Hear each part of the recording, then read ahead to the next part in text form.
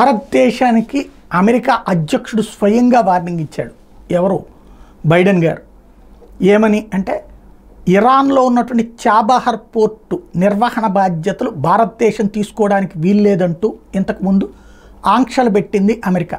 అందుకు అంగీకరించలేదు భారతదేశం. అయితే అంగీకరించడం కాదు, నిశ్శబ్దంగా ఉండిపోయింది.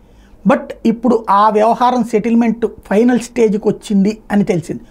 ఇరాన్ మీదన అమెరికా ఎప్పుడో ఆంక్షలు పెట్టింది. ఇరాన్తో ఎవరు లావాదేవీలు జరపకూడదని. అందుకని ఇదివరకు మనం ఆయిల్ చాలా చీఫ్గా ఇచ్చేది ఇరాన్, బియ్యం తీసుకుని మరీ ఇచ్చేది.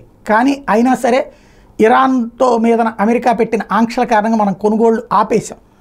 అలాంటి సందర్భంలో ఇప్పుడు ఇరాన్ దగ్గర నుంచి ఒక పోర్టునే నిర్వహణ బాధ్యతలు భారత్ తీసుకోవడానికి సిద్ధపడుతున్నటువంటి నేపథ్యంలో అమెరికా అధ్యక్షుడు బైడెన్ తీవ్రమైనటువంటి హెచ్చరికలు జారీ చేశారు. US warns of sanctions against India after India and Iran signed historic long-term deal for the Chabahar port. Joe Biden's popularity is low and he might not win presidential elections this year.